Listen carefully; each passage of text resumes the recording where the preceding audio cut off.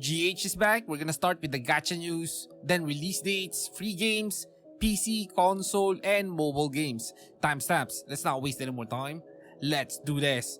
First up, Persona 5 The Phantom X is set to release tomorrow, June 26, and pre-downloads are available across iOS, Android, Google Play Games, and Steam. The game is a turn-based RPG spin-off of Persona 5 set in a parallel universe, developed by Blackwing Games Studio with co-development by P Studio and published by Perfect World Games under Sega's authorization and Atlus's supervision. Next gacha news, we have Honkai Star Rail version 3.4 for The Sun is Set to Die launches on July 2, adding new characters in a collaboration event starting July 11, where players can join a special story and claim a limited 5-star character for free.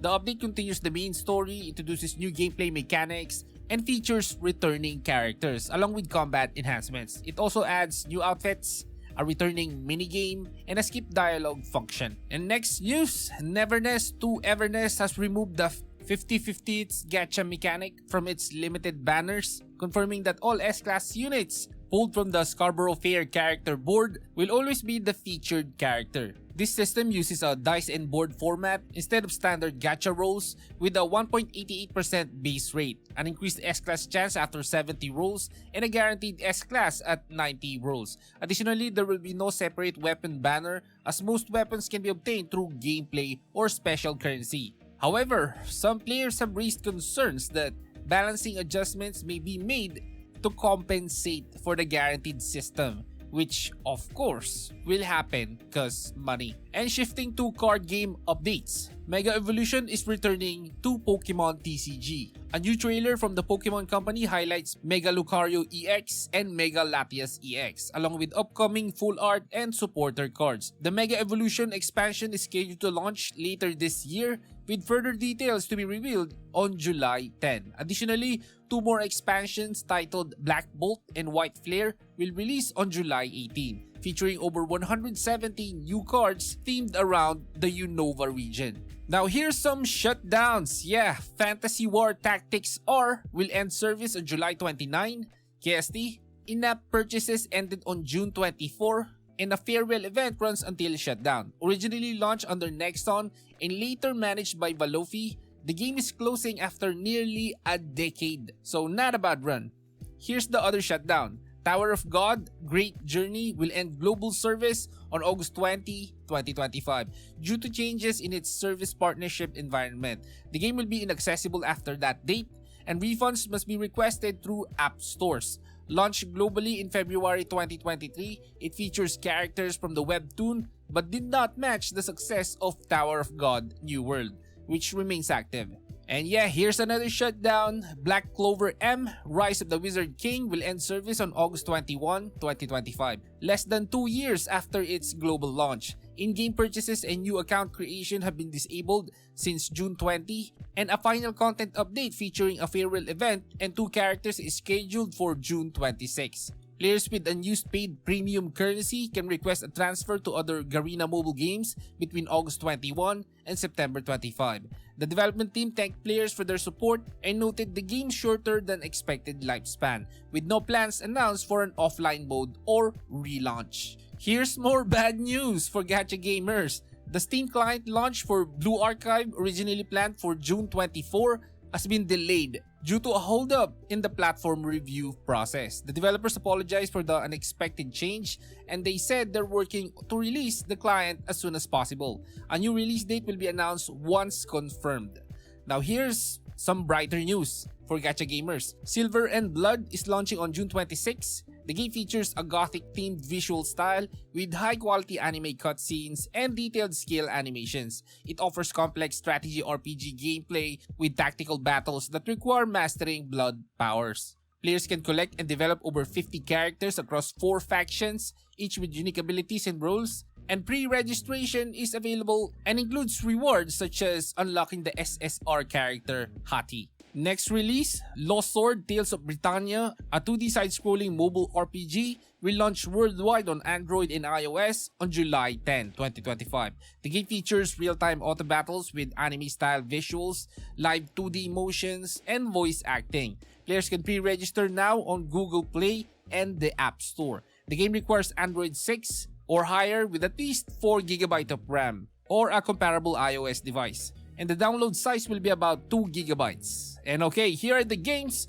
releasing on June 26 to 27. Ruffy and the Riverside releases on June 26 for PC, PlayStation, Xbox, Nintendo Switch, and Switch 2. This game features puzzle mechanics using swap ability that lets players change elements in the environment to progress through different areas. Now, Front Mission 3 Remake also launches on June 26 exclusively for Nintendo Switch. It's a tactical RPG featuring mechs and multiple story paths based on player choices. System Shock 2 25th Anniversary Remaster will release for PC on June 26. However, the version for PlayStation, Xbox, and Switch have been delayed with no confirmed new date.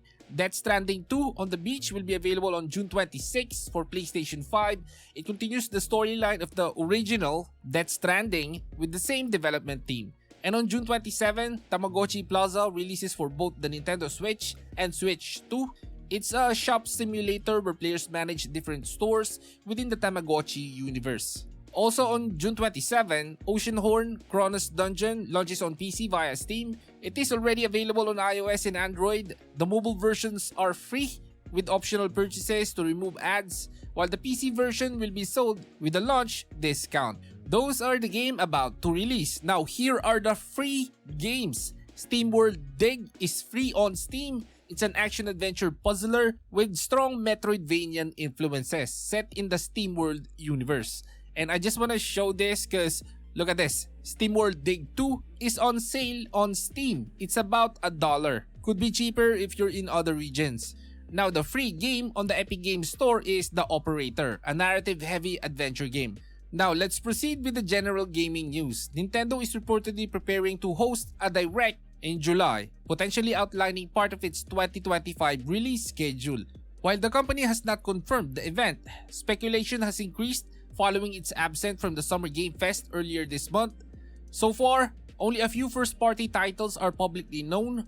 Mario Kart World as a launch title for the Nintendo Switch, Donkey Kong Bonanza is launching in July, and Metroid Prime 4 expected in 2025. Next up, Digimon Story Time Stranger showcased new gameplay featuring Central Town exploration with the Terriermon that you always see in that channel. The footage highlights a mission where players reach for hidden Digimon in the hub area.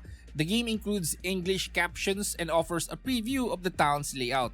Digimon Story Time Stranger is a turn-based RPG launching on October 3, 2025 for PlayStation 5, Xbox Series X and S, and PC. It features over 450 Digimon, a symbol encounter system for initiating battles, and a narrative set across both the human and digital worlds. Next news, Bandai Namco and Rebel Wolves revealed gameplay for the Blood of the Dawnwalker during a 20-minute presentation on June 22. The footage, taken from a PC pre-beta version, highlights a mid-game quest involving travel to a cathedral to retrieve a weapon. It includes a look at the game's directional-based combat system, inventory, leveling, dialogue interactions, and vampiric abilities. The game includes narrative and sandbox features with the time-of-day mechanics affecting gameplay. It's planned to release in 2026 for PC, PlayStation 5, and Xbox Series X and S. And here's some industry news. Coming up, Sony is facing a class action lawsuit in the Netherlands filed by the Mass Damage and Consumer Foundation. The group alleges that Sony has used its dominant market position to inflate prices on the PlayStation Store. The lawsuit is backed by over 20,000 signatures for the Fair PlayStation campaign. It argues that digital game prices can be up to 47% higher than physical versions, despite the lower distribution cost. And here is your Valorant news. Update 11.0 brings agent changes, a new map, and more. Waylay gets a major tweak to refract, light speed, and saturate. Reyna, Neon, Phoenix, and several others received ability adjustments. The new map, Corrode, replaces Pearl and Split in the rotation and has a 5-day dedicated queue. The update also adds a new rank tier, updated spike pickup animations, and set up future features like replays and the Unreal Engine 5 switch. Now for the emulation news. This one is for the hardware. Magic X's 040 handheld, designed for DS and arcade emulation, launched globally on June 17. It is available in black and white color options at launch, with more colors expected later. The device features a 4-inch 5x3 aspect ratio OLED display, an all-winner A133P chipset, 2GB of DDR4 RAM, and a 4000 mAh battery, offering around 5 to 7 hours of usage per charge. It includes Bluetooth 4.2, 2.4 GHz Wi-Fi, stereo speakers, and supports up to 512GB microSD storage. The price is around $75. Here's another emulation news. A new PS2 emulator for Android called PCSX2 ARM64 has appeared as a proof of concept. Based on this, it's a fork of the open source PCSX2 code adapted for Android devices. Currently, it can run games like GTA San Andreas and Devil May Cry 3, but with noticeable graphical glitches, stuttering, and limited compatibility. The user interface is reportedly not as user-friendly, and some games perform better under software rendering rather than Vulkan or OpenGL. The game emulator is not intended to replace existing Android PS2 emulators like Aether SX2 or Nether SX2 yet, but it shows ongoing development interest in PS2 emulation on Android, which is great. The developer credited for the original code is Pontus 2024, and the community expect more improvements or related projects in the near future. And leave a like before you go. This is Gamey Hardcore. See you in the next one.